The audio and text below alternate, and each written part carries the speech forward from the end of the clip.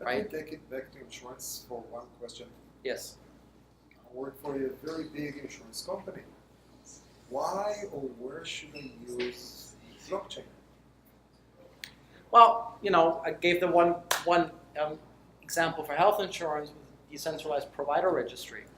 You can do reinsurance markets. You can do securitization of that, and you can then trade it because blockchain is very efficient as an exchange because settlement is immediate. How would that work, for example, in claim management? So can you pass it on to your family members that, cool story, you die, all of a sudden you're gone, all of a sudden. Yes, you can. Pass it on. Yes, you can. Thank you. Claims. So claims is an interesting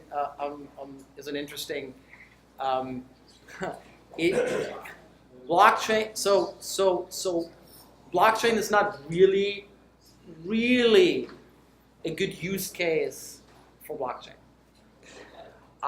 Simply because you have the problem of is the claim actually, someone needs to validate that claim, right? So someone needs to go and say, yes, that car is actually damaged, that happened, so that the data that's being supplied is authentic, right? You can do that, and once you have that, you can use it, but it's not so much all the business rules that can be used for claims. Pretty much where claims that are straightforward, they already have been applied, right? Business rule engines are there, right? The only advantage that blockchain gives in the claims process is visibility, right? So, you very often have file a claim, where is it, right? Who's working on it? What's the status, right? There are not that many companies are actually transparent about them, right? No one is like, well, this said denied it because of this guy said no. It's like, how, why, what's the reasoning, right? So what blockchain brings to the table is creating visibility where there is currently none. So once you're on the chain, you can see everybody's transaction because if it's run through a smart contract that manages that claims process, all the participants have visibility into that. So if we tie back to the user experience, it's basically if you have a claim and you have lawyers and you have more nodes and people who are involved, everything is up to date across that specific blockchain or small networks of that specific claim. So you'll have the lawyers, the documents, if it's or the mechanic or just the insurer or the reinsurer or the plaintiff. So there's a reduction in the adjudication process. Yeah. It's a reduction. It's small chain. It will be a very small network, but as you said, visibility. They will close everything. They know what's going on, and the user experience increases because you know where you stand and it's fast. Yeah. And also you cannot later not say, well, it's not really what I meant. It's like, no. You signed it, digital signature, right? Done, right? You cannot change your story. You have committed to that fact. You can't change it after. Actually, that's a good question. How many of you use an insurance company that has digital electronic signature? It has what? Insurance company like for example, Like DocuSign? Like a DocuSign or an e-sign? Ooh, yeah, DocuSign. Terrible. Okay, no. Centralized key management. Bad. Many of them that still don't use that. You still need to And if they do it, they use third-party providers for digital certificates, which is like the worst thing you can do because the more popular it is, because they are centralized, they become honeypots for hackers. So can I DDoS ask attacks. for a centralized or maybe distributed system where people that are deceased, that have keys, can pass it on to their elders? Sure. Okay, thank you. So, maybe you touched on this before. So we touched on proof of work versus other models, Casper for Ethereum and I have not on the details between the different consensus algorithms. I happily do that afterwards. We can go into all the game theoretic scenarios, how a minority of stakeholders can be safe against a malicious majority, and consensus on a block versus finalization on a block. We can go through all of that in detail as you want, but I think we would put about 90% of the people here to sleep. Yes. How do you explain to people in these conservative industries, you talked about government, insurance, how do you explain to them why they should be comfortable with the security around and reliability around blockchain and what they're using? So, Walking at the end of the breach. yes, that's one thing. It's about with European regulation around privacy, which is called GDPR. There is more awareness around security and not holding on to someone's data. But that is it's just emerging. It's a very hard conversation. Why? Because, again, coming back to what we said at the beginning, it's a mindset of centralization, right? I need to control it, right? And that is to see that there is an advantage of letting go of control and having the individual control it, that is less risky. That mindset shift is incredibly hard. I mean, it is incredibly hard. And that's why I like to go to use cases such as the decentralized provider registry, because it addresses a problem that everyone has in the ecosystem. And therefore, yes, let's solve this. I don't really care how, let's just solve it, right? And once you get the people work together, it's like wow, that car, it's like cars are like the devil, right? And I don't know whether you know, but the first cars needed 4 people, right? You had to have the driver, a second driver, a backup guy, and a guy with a red flag walking in front of the car. Seriously, kid you not, because thought it was so dangerous. So it wouldn't frighten the horses. Exactly. So the horses would see that there was something going on. But that's the same type of it's like thinking and mentality. So what I tell them is, I give them the example, and it's like I say you can be happy that Google has not come and decided to become an insurance company, because if they say, hey, you know what, I'm issuing Goo as my reputation tokens, right? And you can exchange that for services. Amazon. That's the next. Actually, the very Alibaba, Yeah. they took China. We're talking about $1 billion in investment last year. Wow. And they're going for IPO for 1.5. So Microsoft already does it. They're paying you to use Bing. no shit. No shit. Changing homepage. Yeah. They're paying you if you use it 10 times, you get a certain amount. If you use 50 times a day, you get a certain amount. These are effectively tokens issued by a company. Ooh. Right? So, except that they're not crypto tokens, but it's like points for airlines. But now think about it. If you're buying it first, you can use it to buy services. Well, what if you say, hey, you know what? If you own a Pixel, we offer you insurance for that. We insure it, right? And you can pay with Google, cryptocurrency. Is a forever stamp like a token? Huh? Forever stamp. You pay for it at one denomination, but then it is good for like from the post office. Yeah. Is that a similar relationship to the tokens? It's a service that I'm paying for from the government. It's a stable. Stable Exchange rate, yes. Yes, in a way. So where you say this buys you this service. This one stamp buys you this service. You can send one letter, right? Yes. I gotta ask a clarifying Sure. question. We've been talking in terms of tokens and coins, bitcoins either. Yeah. If I'm transacting insurance with you, are we not doing it in dollars anymore? No, we can do it in dollars. Absolutely. I just need to know. No, you can do it, but for example, the dollar might just take a digital form, right? I mean, you're right. Which Most of means- you don't have cash anymore. I mean, if you're writing a check, that's you're effectively you're moving tokens back and forth, right, between bank accounts. What's the difference between that and a Bitcoin? There's not. So I think that Except- Volatility. Except that the U.S. dollar is backed by the Federal Reserve and Bitcoin is only backed by the network. So think about it this way. The moment that you pay, even today, it's a transaction. The only difference of that transaction is in one location. And it's a little bit of a problem because we already started in the second or the third phase in this discussion about the transactions and using the cryptocurrency.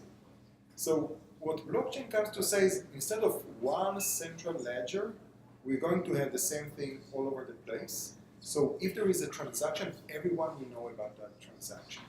And what is a transaction? Actually, it's I have the money, now I'm sending it. The other person received it. Oh, I received the money, let me write it down. And now there is the other handshake that, okay, he received it, I don't have it anymore. That's more or less what it is. Now, if there is a certain delay, there is a problem that both of them will have $2 million or your check. And then that's it. That's the end of the month because now it's just numbers moving on between transactions. When we started to talk about the cryptocurrency and the blockchain, how it goes, it's like the moment that you change money, everyone knows about it. Everyone has that information of change. And that's how it started to be implemented, and that's the best example or the simplest one when we talk about blockchain. So I apologize, we should have taken a couple of steps early or a higher level to explain what it is all about or what was the original motivation. I hope it helps. Yes. So Lemonade is an insurance company based out of New York, and they had some interesting results. They paid out some claims to 3 or 4 individuals, and those people actually gave back the claim once they were able to recover their asset. Let's say one of them lost a laptop, and they got $1,000, and they returned the claim amount once they received the laptop from the police.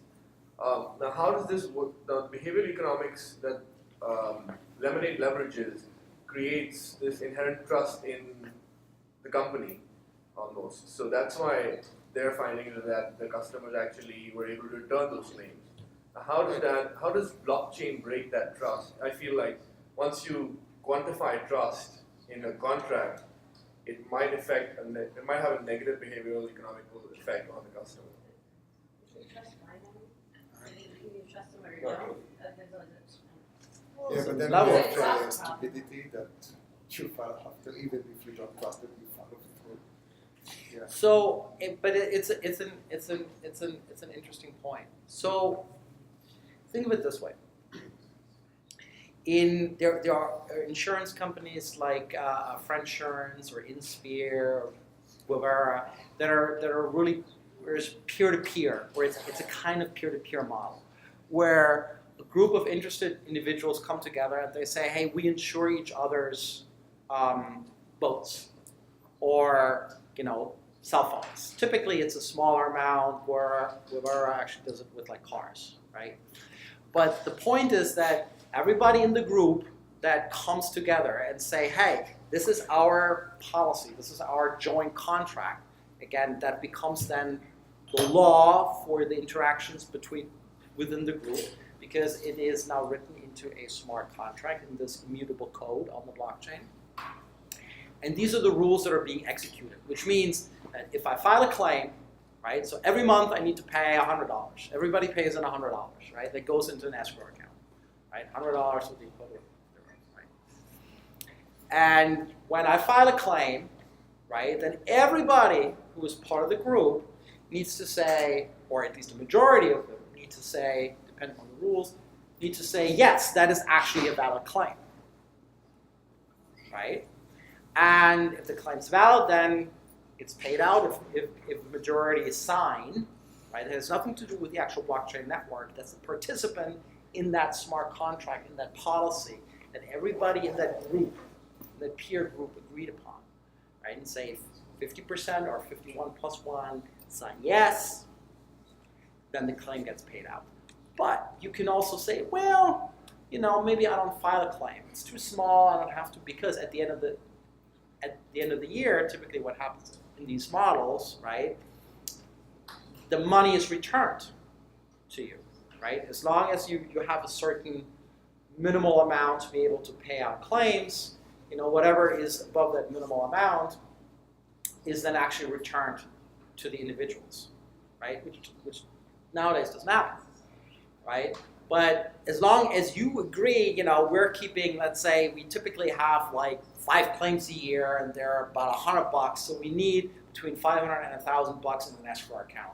But anything above that, we don't typically need for a year. So if we have accumulated more at the end of the year, we give it back, right? So that's actually an incentive to say, well, if I get $500 back, but this is only $50, do I really have to file the claim?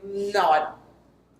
Right? So there actually becomes an incentive to really think about, am I going to file a claim? Right now, because you're not getting anything back, yeah, of course you'll file a claim. Hey, here, my phone broke, here, $50. Right? So, and I create a lot more work for those $50 or $75 or $100, right? So the cost you're actually incurring for processing this claim most often is significantly higher than what you're getting back. But that money needs to be recouped by the company somehow, which means it has to increase premiums in order to be able to manage those smaller claims. It's the overhead that is required. So if you can come up with a scheme that avoids these, actually your premiums go down.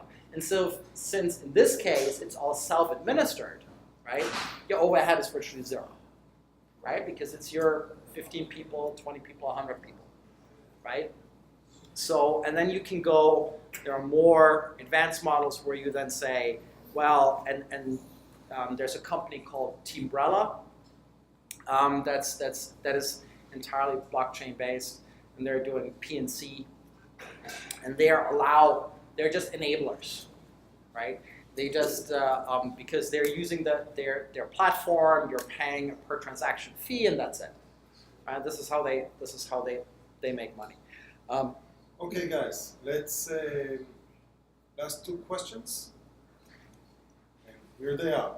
Yeah. You have more ask one. Implementation. So who would be running the nodes, the servers? It would be TCS and IBM, or that is with the ledger? a very good question. So I personally have a problem when you have 20 banks running a blockchain network and the bank actually running a node.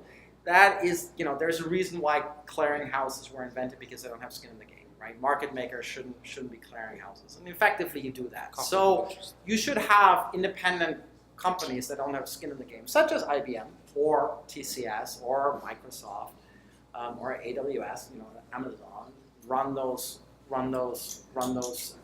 nodes. But if that happens, you need to make sure that they don't have the ability to manipulate those nodes, because they're actually it's running on their infrastructure. Right? I mean, for this to make sense, you can't just have one node or 2 nodes. I mean, if you No, you're running then a few thousand nodes, or a few hundred nodes at least. Right. Yeah, you need to do that, and we have a scheme which we call Validator as a Service, where you spin up.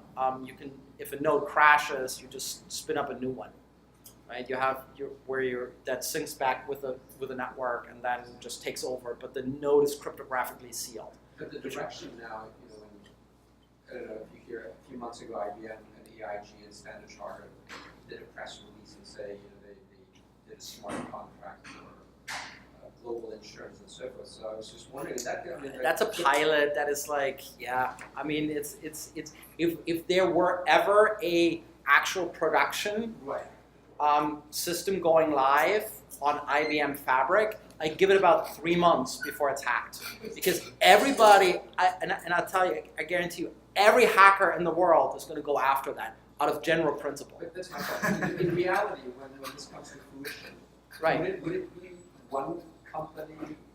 I mean, would it be on one platform, AWS, or You can buy. more like the internet, where anybody can say, hey, I'm going to host, I'm an ISP kind of thing. I'm gonna host a ledger and then I'm gonna make money out of it somehow. Yes. So IBM is you can get a node, a Fabric node on Linux 1, which is highly secure, run on a server, actually mainframe. That is for 10 grand a month, right? Again, if you run a node, a system of like 50 to 100 nodes, you're looking at $500,000 to $1 million a month. Depending on how much value you put on that chain, it might not be a bad deal. But again, you need to trust IBM that IBM is either not stupid or is not colluding to do something bad. Or someone at IBM, not IBM as a company, but a couple of people that actually have admin rights. Oops. Right? So with Fabric you have this, which is a blockchain platform for those who don't know. They have what's called a membership service, right? Which is a centralized service, which is like, so you have a decentralized system, but a centralized membership service. So I just hack that, and then I have everything, right? So there are challenges with the concept of like private blockchains that are run by a small number of institution, both from a conceptual compliance and just from a practical point of view. I'm getting calls constantly, and they're like, well, we want to do with the, we want to go, we have this, we want to go, and I can't say which one, but there was a mint that says, yeah, we're going to go $100 billion for gold on a blockchain. We forked Bitcoin Core. I'm like, what? Did you do a security audit? No. So there's a lot of bullshit out there right now. Actually, 99.9% is bullshit. So in that case, let me leverage that to segue that towards the last question.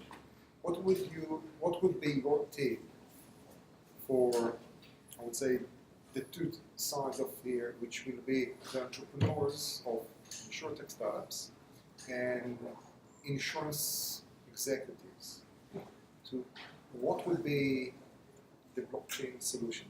What can they do with that technology and wrap a nice product that can actually provide value and not be just like the fluff that you described? For the executive, I would say, build an ecosystem of startups and give them the permission to disrupt you. Why? Because it's much better to have a significant stake in those companies that eventually disrupt you, because you will go on, right? You'll make money out of being disrupted, which is not a bad deal, right? For the startups it's like, it is a minefield, right? Because of the regulation that will, at every step of the way, be not your friend. And therefore, I recommend that you work with experienced people that have good connections into the regulatory agencies, aka larger companies, and make a pact, right? It's like let's figure this out together such that we both can survive. What I call collaborative advantage, right? Not competitive discourse, but collaborative advantage. That's why we're building ecosystems of startups. We have a co-innovation network called Coin, where we have over 2,000 startups work with venture capitals to bring together, to bring value to our clients. We're working with startups like BigChainDB, Monex, Factum, Consensus, Zcash, to develop and come up with new solutions for our clients and for them, right? Collaborative advantage, right? So you're an incubator? I wouldn't call it an incubator. We are an ecosystem facilitator. What does that actually mean? I mean, if there's a startup here. All right, there's a startup here. Would they come to you and say, we've got some blockchain concepts? You'd finance them, you give them office space. What exactly do you do? So what we do, let me give you a very concrete example. Great. So we're working together with BigchainDB. We're using their product in one of our platforms, and we give them feedback on their product. Because we are using it for actual use cases for clients, right? We give them feedback and say, this doesn't work, this is great, we need this. So we have a concrete project with them about private data sharing. And that is going to be probably not in the next release, but in either the one after that or the third one will be part of BigchainDB as a feature. So you can effectively share data with others in a private manner. So are you an investor or are you just a business We are relationship? a partner. So we bring them into engagements that we have, if we can. We are saying, hey, we're using this product. They're great. They're great to work with, right? So we're helping them to grow. These are strategic relationships. We want them to be successful because if they are, we will be successful. And the more we have that we're doing this with, the more trusted relationships we're building within the ecosystem, the better for us, the better for them, and the better for our clients. Okay. Okay.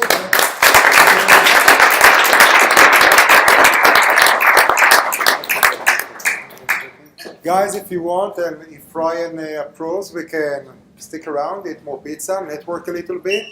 Andreas will still be here to answer questions. And this time, if you really want to ask the technical ones, not just about specific tokens. So feel free to stick around. And thank you very much for coming. You're very and welcome. thank you, Thank you very everyone. much for coming. Yeah. It was fun.